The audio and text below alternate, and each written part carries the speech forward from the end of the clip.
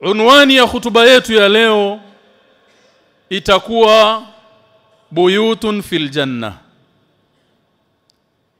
Imtalik buyutan fil janna. Miliki nyumba katika pepo. Tengeneza mazingira ya kumiliki na kupata nyumba katika pepo ya Allah subhanahu wa ta'ala. Tunaamini kila mwenye kujibidisha kufanya ibada akaishi katika maamrisho ya Allah, akajiweka mbali na makatazo ya Allah, malengo yake ni kuipata pepo ya Allah subhanahu wa ta'ala. Kaifa tamliku buyutan fil janna? Ni vipi utamiliki majumba katika janna? Ndugu zangu katika imani, katika maisha haya tunayoyaishi ya dunia, kila mmoja miongoni mwetu anapupia, bali wengine inaweza ikawa ni mashru'ul umri kamil, yani ni project ya umri wake wote. Anapambana, anajikusuru, anajitafuta aweze kuwa na nyumba hapa duniani. Hebu piga taswira ya mtu ambaye sehemu kubwa ya umri wake amepambana angalau aweze kumiliki nyumba.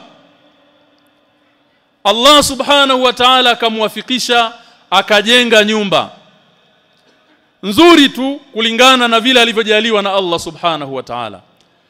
Ikiwa amekaa kwenye nyumba yake, anafurahi, anaenjoy na familia yake, nyumba ambayo muarradun bizawal la mahal, kwa namna yoyote inawezekana project yako hii ya umri mzima ambayo umehangaikia kwa kuwekeza, kwa kukopa, kwa kuazima, kwa kuomba, mpaka ukaweza kuwa kwamba na wewe una nyumba. Inaweza nyumba hiyo ikakutwa na janga lolote katika majanga,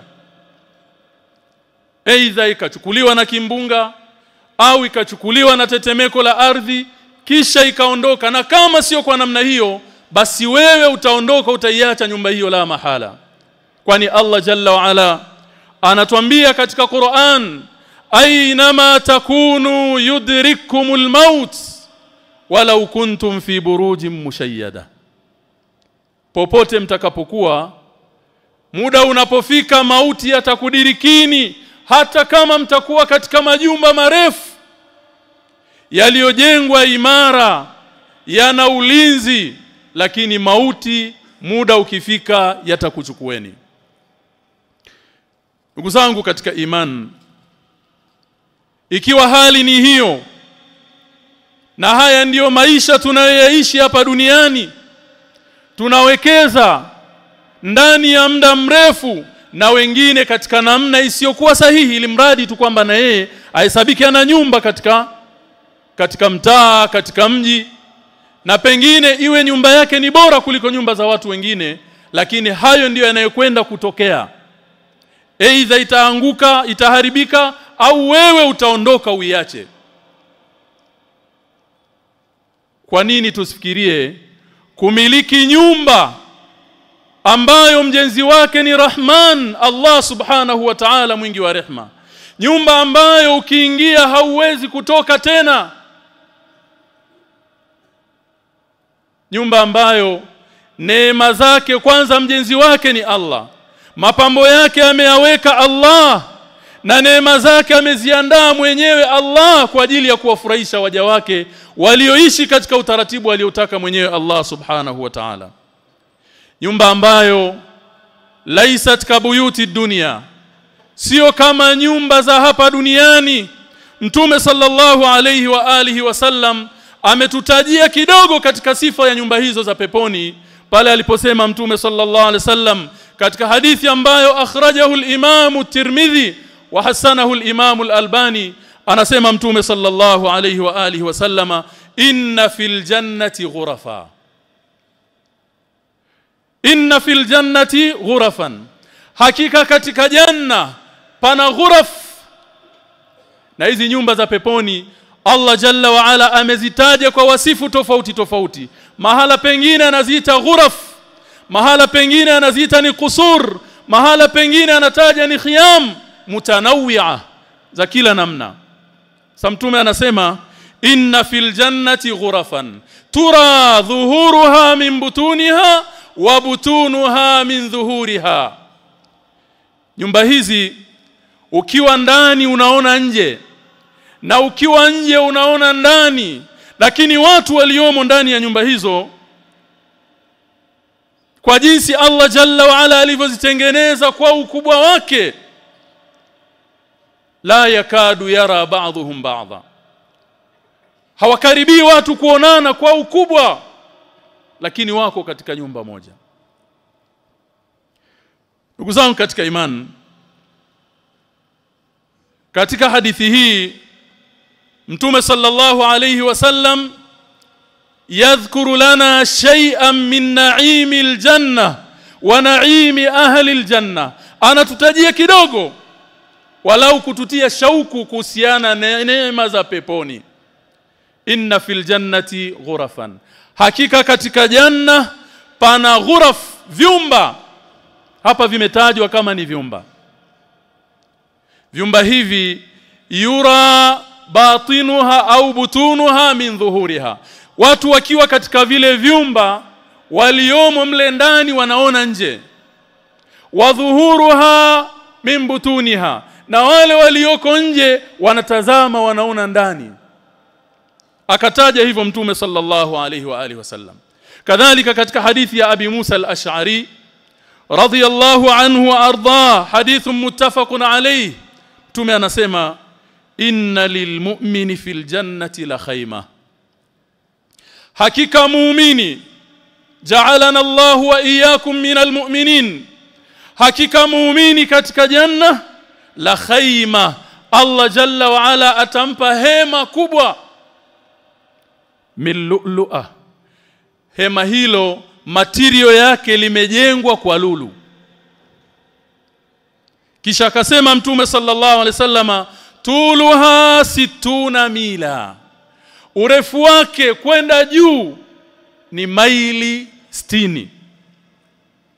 Shurahul hadith wakasema maili moja ni dhiraa 6000, ambayo ni takriban kilomita 180 urefu wake kwenda juu, na upana wake kadhalika.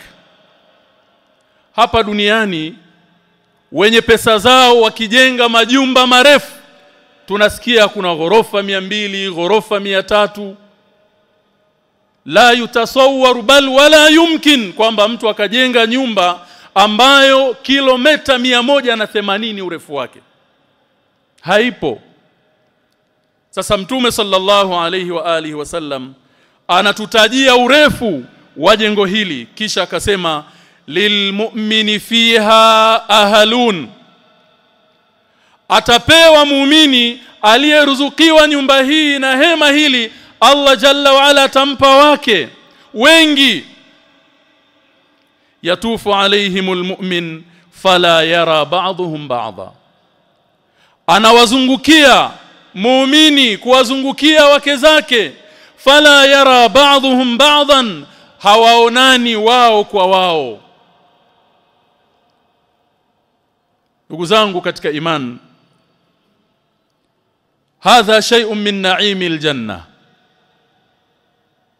hii ni kidogo katika mambo aliyotutajia Mtume sallallahu alayhi wa alihi wasallam kuhusiana na neema za peponi. Fakaifa tamliku baitan fil janna, ni vipi utamiliki nyumba, utamiliki hizi khiyam, hizi kusur. Kaifa tamliku baitan fil janna, utawezaje kumiliki nyumba katika janna? Ndugu zangu katika iman,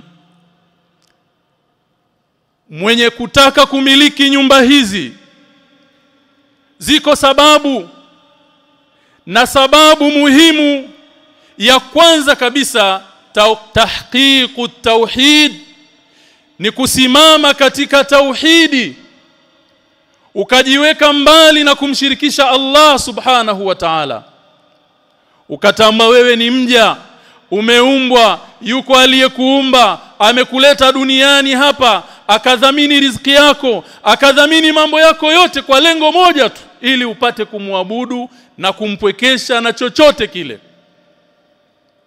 Hii ni sababu ya kwanza ya kuzipata nyumba katika janna.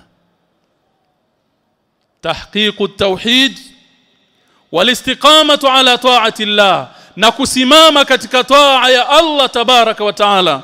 Ndio Allah jalla wa ala anatuambia akitupa bishara kwa wale waliosimama katika tauhidi na katika taa ya Allah. Allah jalla wa ala anawapa bishara wakiwa wapo hapa duniani, innal ladhina qalu rabbuna Allah thumma istaqamu tatanazzalu alayhimul malaika alla takhafu wala tahzanu wa abshiru bil janna. Hakika wale waliosema Mola wetu ni Allah, sio walisema kwa maneno haqqaqu tauhid, walisimama katika tauhidi wakatambua haki ya Allah subhanahu wa ta'ala. Waliosema Mola wetu ni Allah thumma istaqamu, kisha wakawa na istiqama katika taa ya Allah, sio wenye kubadilika, ibada zao sio za msimu, hawachanganyi mambo yao na kumshirikisha Allah subhanahu wa ta'ala. Istaqamu ala tauhid wastaqamu ala ta'ati Allah tatanazzalu alayhimul malaika, Allah huwateremshia malaika wakiwapa bishara alla takhafu. Pale wanapoondoka duniani Allah anawapa bishara kupitia malaika, msiwe na hofu, mnakoelekea ni salama. Wala tahzanu, wala msihuzunike kwa hivi mlivyoviacha duniani, kwa sababu mnavyoviendea ni vikubwa kuliko mlivyoviacha. Wa abshiru bil janna, kisha kuweni na bishara ya kuipata janna alladhi kuntum tu'adun, ile janna ambayo Mola wenu alikuahidi ndani ya Qur'an, ndani ya sunna za Mtume sallallahu alayhi wa alihi wasallam. Ittaqullaha wa'lamu anna min asbabil husuli ala buyutin fil janna husnul khuluq was-sadaqah wa qiyamul layl wa kathratus siyam. Miongoni mwa sababu za kumiliki nyumba katika janna, baada ya kuwa umetekeleza akida iliyokuwa sawa, baada ya kuwa umesimama katika tauhidi, baada ya kuwa umekuwa na msimamo katika taa ya Allah, husnul khuluq, ni kujipamba na tabia njema. Jambo ambalo imekuwa ni janga kwa Waislamu, jambo ambalo imekuwa akhlaqi zetu haziendani na ibadati zetu, kana kwamba havina mahusiano. Ndugu zangu katika imani, Mtume sallallahu alayhi wasallam katika moja ya hadithi amejalia kana kwamba jukumu la risala nzima aliyokuja nayo ni tabia.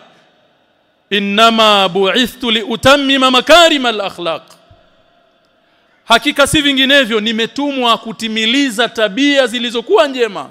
Kwa hiyo tabia njema kwa Muislamu ni moja katika malengo ya kuja Mtume Muhammad sallallahu alaihi wa alihi wasallam. Tuko wapi na tabia njema? Lakini as-sadaqa, kuwa na huruma kwa waja wa Allah,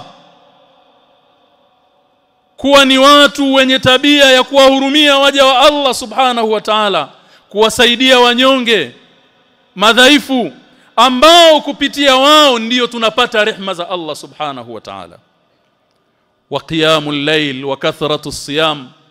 Hadithi niliyoitanguliza, Mtume alipotaja hizi ghurafu katika janna, faqama a'rabiyyun faqal liman hiya ya rasul Allah.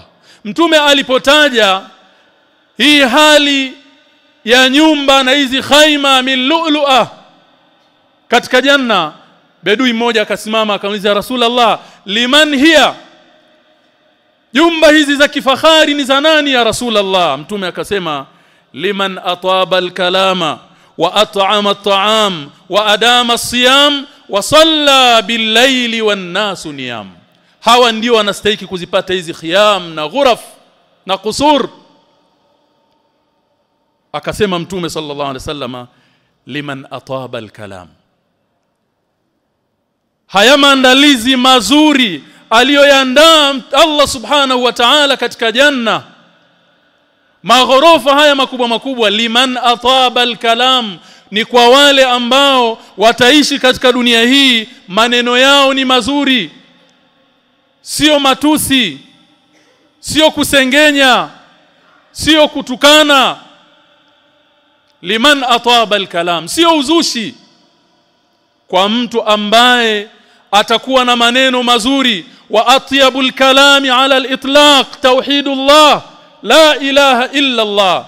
Hili ndio neno lilokuwa bora, na si mujarradi wa kulitamka ukaliishi ukaelewa maana yake, ukaishi kwa mujibu wa la ilaha illa Allah. Liman ataba al-kalam wa at'ama at-ta'am, na akawa ni mwenye kuwalisha watu wenye njaa, ndio Allah amewaandalia malipo hayo. Wa akthara as-siyam, akakithirisha kufunga kwa ajili ya kuitengeneza nafsi yake. Wa qama bil-laili wan-nasu niyam, na akasimama usiku kujikurubisha kwa Allah subhanahu wa ta'ala hali ya kuwa watu wamelala. Haya ni majibu ya Mtume sallallahu alaihi wasallam akimjibu huyu bedui aliyeulizia liman hiya ya Rasulullah hadhihi al-khiyam, haya mahema unayoyazungumza Mtume sallallahu yenye urefu wa kilomita 180 kwenda juu, yenye mapambo na neema nzuri nzuri kama hizi, ya nani? Ni kwa ajili ya watu ambao ataba al-kalam, ana maneno mazuri. Ndugu zangu katika imani, eneo hili la maneno tuchukueni tahadhari, wengi tutaangamia illa yarhamna Allahu birahmatihi. Kama Allah hakutuhurumia kwa huruma yake tutaangamia. Amehusia Mtume sallallahu alayhi wasallam kuhusu ndimi zetu, man kana yu'minu billah wal yawmil akhir falyaqul khairan aw liyasmut. Ukitaka salama, unamwamini Allah kwamba yupo, unaamini siku ya mwisho ipo, utakutana na Allah, chunga ulimi wako, sema maneno ya kheri. Kama huna nyamaza, ionee huruma nafsi yako. Lakini kuna watu hadahumullah, ni watu wa maneno mpaka wanajulikana hivyo, na wao wanaona kuwa ni fakhri. Ni hatari ndugu yangu, hilo ni daftari lako unalijaza, na uelewe ya kwamba maneno yako ni sehemu ya matendo yako na yanarekodiwa. Inna nahnu nuhyil mauta wa naktubu ma qaddamu wa atharahum. Allah anatukumbusha kurejea kwake. Hakika tutawafufua waliokufa na tunasajili yale ambayo wameyatanguliza katika matendo yao na athari za matendo yao. Ndugu zangu katika imani, tuzionee huruma nafsi zetu, tuchunge ndimi zetu, lakini tutambue kwamba sisi ni waja, tumeletwa hapa duniani kwa malengo maalum. Tushughulike na lile ambalo ndilo lengo la kuwepo kwetu hapa duniani. Haya mengine tuachane nayo. Kila mmoja ataulizwa kuhusu nafsi yake. Hakuna atakayeulizwa habari ya fulani, wallah. Utaulizwa kuhusu nafsi yako. Ikiwa kuna kuulizwa, falnu'iddu lis-su'ali jawaban. Ala wa sallu ala nabiyikum haythu amarakumullahu bidhalika haythu qala inna Allaha wa malaikatahu yusalluna ala an-nabiy ya ayyuhalladhina amanu sallu alayhi wa sallimu taslima. Allahumma